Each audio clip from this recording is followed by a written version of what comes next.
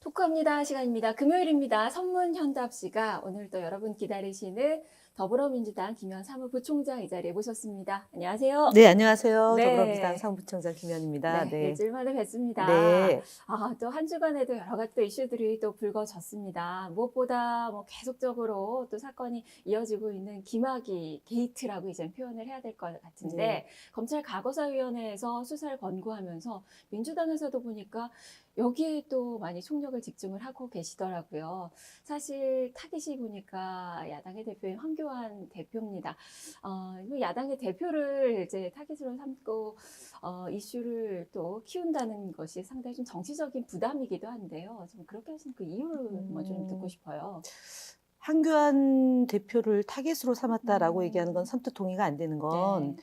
김학의 전 차관의 그 별장에서의 성폭행 사건이 네. 2012년도에 그 문제가 됐지 않았습니까? 근데 그때 수사가 진행됐음에도 불구하고 2003년도에 무혐의가 되고 네.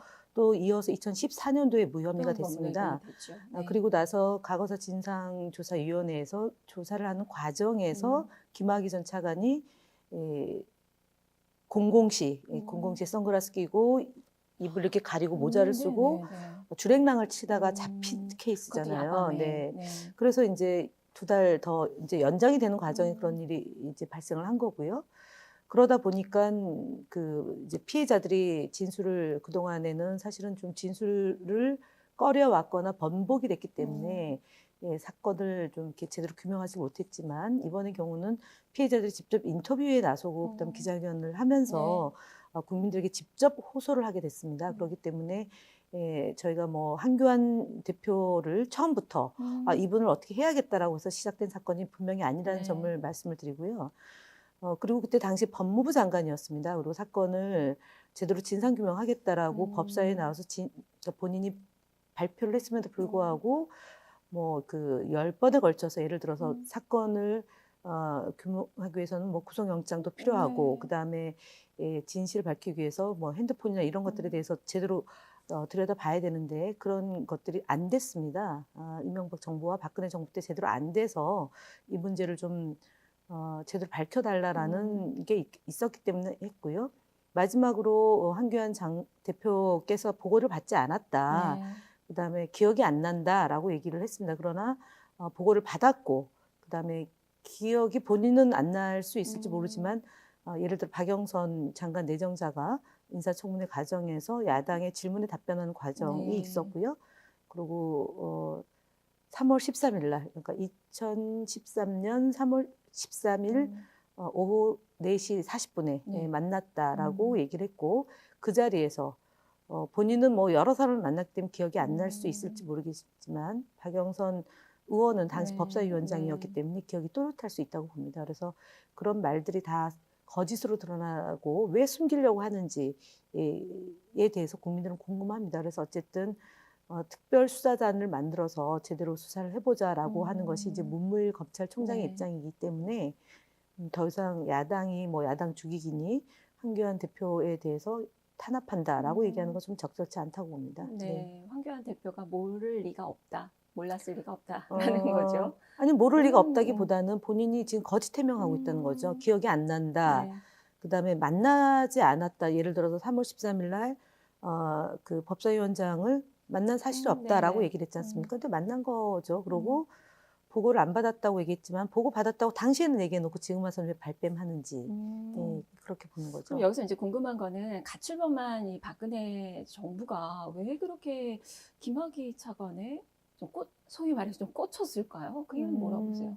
일단은 박근혜 전 대통령이 나중에 보면 아버지와 연관돼서 일을 했던 분들을 등용을 하거나 그때 알았던 뭐 2세, 3세들과의 관계가 굉장히 밀접해졌다는 것 파악이 된 거 아닙니까?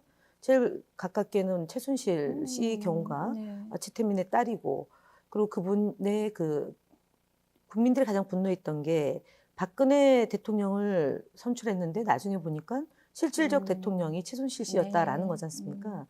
이번에 김학의 전 차관에 대해서도 박정희 전 대통령의 부관이었다는 거지 않습니까? 네네. 그런 인연 때문에 김학의 이전 차관을 검찰총장으로 밀어붙이다가 인사청문회가 부담이 돼서 법무부 차관으로 간 거다라는 게 이제 정설로 되어 있죠. 네. 네. 거기다가 뭐 김학의 전 차관과 뭐 최순실 씨와의 뭐 지인 관계다라는 이야기들도 있고 뭐 다 얽혀있고 네, 있는 그렇죠. 그런 네. 사이인 것 같아요. 네. 그러면 이제 박근혜 정부 측에서는 이제 청와대뿐만이 아니라 이게 권력층들 다 조직적으로 이 사건을 은폐하려고 했다고 보시는 네, 거죠? 그러니까 이제 3월 달에 특별하게 이제 수사팀이 구성이 네. 됐지 않습니까? 경찰 내에 4명의 그 베테랑으로 구성이 음. 됐는데 이분들을 한 달 만에 해체를 시켰고요.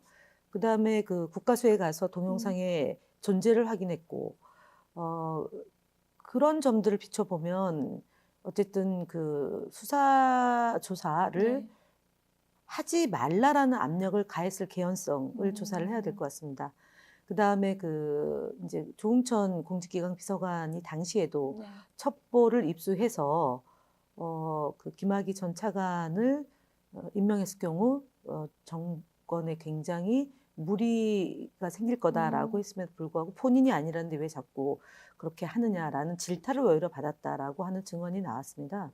그리고 각상도 당시 민정수석이 처음에는 보고받은 적 없다라고 얘기하다가 최근에는 대통령에게 대면 보고를 한 바 있다는 얘기죠.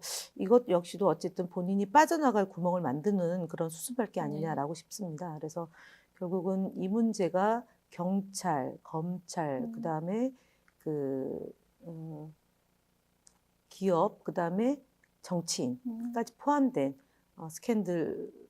스캔들이었겠지만 지금은 이제 권력형 게이트로 비화되고 있다라는 네. 점을 말씀드리고 무엇보다 국민들이 볼 때 지금 최근에 이제 버닝썬, 네. 장자연 리스트, 그다음에 이제 이 문제까지 포함해서 공수처를 왜 저렇게 야당이 정말 기를 쓰고 반대하는지 정말 필요성이 이번 있는데 사건을 통해서 그러니까 꼭 나타났죠. 필요한 네. 것을 방해하고 뭐 보이콧을 한다거나 음. 아니면 어깃장을 놓는다거나 물타기를 네. 한다거나 또 다른 프레임을 씌워가지고 이 사건을 덮으려고 하는 건데 그거는 이제 그 여당 때 언론을 동원했을 때의 이 상황이다. 그래서 지금 자유한국당이 야당이기 때문에 기존의 이명박 정부에서나 아니면 박근혜 정부에서 했던 그런 방식이 통하지 않습니다. 그렇기 때문에 제가 볼 때는 황교안 대표께서 이 사건, 그러니까 당사자와 연루될 가능성이 매우 높은 이 그 황교안 대표가 이거를 또다시 무슨 다른 특검의 형태로 옮아가려고 하는 무슨 조건부 특검 수용론 내지는 6가지 특검을 지금 주장을 하고 있거든요. 김태우 특검, 그다음에 손혜원 특검, 그다음에 드루킹 재특검, 그다음에 황운하 특검, 뭐 이렇게 해서 2개가 더 있는 것 같습니다. 그래서 6개 특검을 주장하는데 제가 볼 때는 어디까지 갈 거냐. 그러니까 보수 진영이 이렇게 뻔뻔하고 국민들을 기망한 사건이 있다면 머리를 좀 숙이고 반성하는 태도가 필요한데 제가 볼 때는 전혀 그런 기미가 안 보이는데 오늘 이제 보니까 강기훈 의원이 강기훈 후보가 창원 그 포스터를 보니까 이렇게 넙죽 절하면서 다시 한번 표를 이제 달라고 하는데 안 속죠. 너무 많이 속았잖아요. 그래서 이번에는 이제 오늘하고 내일이 아마 그 사전 투표일 텐데 2군데서 정말 그 주민들께서 선명한 선택을 좀 해주시길 간곡하게 부탁을 드립니다. 뭐 재보궐선거 이야기가 나왔으니까 아직 뭐 말씀대로 창원 성산 지역 사실 민주당은 이제 선거권이 없습니다. 이제 연대를 해서 후보를 단일화했기 때문에 그 지역에 있는 분들은 단일 후보를 선출하면 될 거라고 봅니다. 사실 일각에서는 이제 뭐 야당을 하나 더 얻기는 했지만 PK 민심을 잃었다라는 이야기도 있어요. 누가 그런 얘기를 금시초문입니다. 예. PK 민심을 연대라면 잃어버리냐? 그런 건 아니고 그건 노회찬 의원 지역이기 때문에 그 사실 지역에 여당에서도 있는 이번에는 또 후보를 내자라는 이야기가 후보를 냈죠. 냈는데 음, 단일화를 한 네. 것이고요. 그 저희가 뭐 2012년도에도 후보 단일화를 했던 경험이 있고 네. 16년도에도 필요에 따라서 지역 간 단일화가 있었던 것이고요. 근데 그거는 저희가 힘이 약하면 연대를 하는 거고요. 그다음에 필요에 따라서는 네. 그 뜻을 또 존중할 수 있다고 네. 봅니다. 네. 한국당에서는 사실 뭐 여당과 야당이 이렇게 단일화를 하는 건 처음 본다. 이중 내 밀어주기다. 뭐 이야기 지금 또 맹공을 또 펼치고 있거든요. 그거 지고 있다는 것의 반증이죠. 그러면 네. 합당을 해라. 뭐 이런 이야기도 나와요.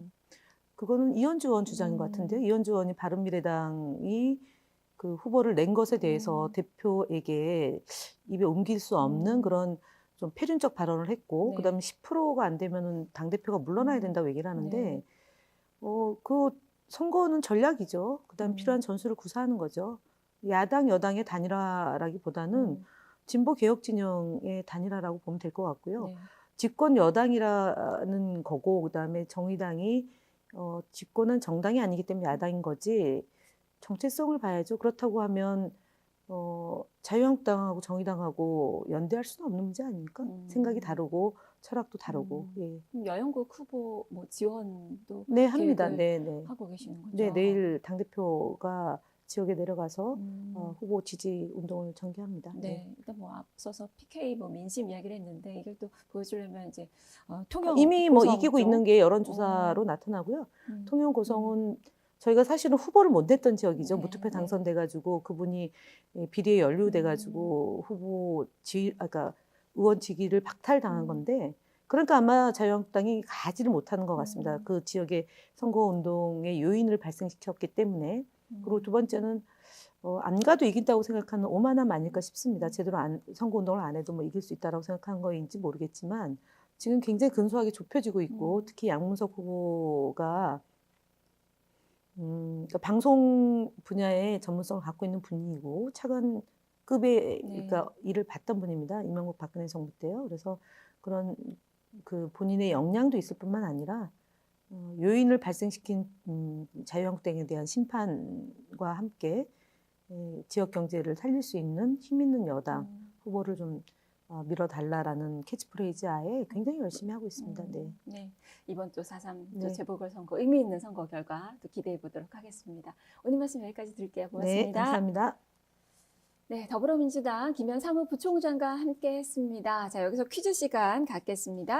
자, 어제 정답부터 공개를 해 드릴게요. 어제 정답은 클러스터였습니다. 선정되신 분은 박수율님인데요. 축하드립니다. 선물 보내드리도록 하겠습니다. 자, 이어서 오늘의 문제 드리죠.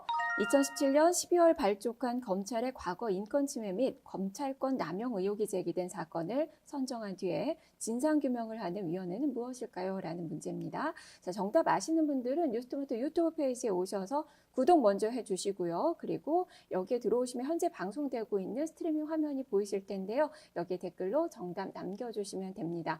남겨주실 때는 꼭 이 이메일 주소 함께 남겨주셔야 선물 보내드릴 수 있으니까요. 또 많은 참여 기다리고 있겠습니다. 오늘은 금요일이니까 CGV 영화 티켓 2장 보내드리겠습니다. 자, 지금까지 토크합니다 함께 하셨습니다.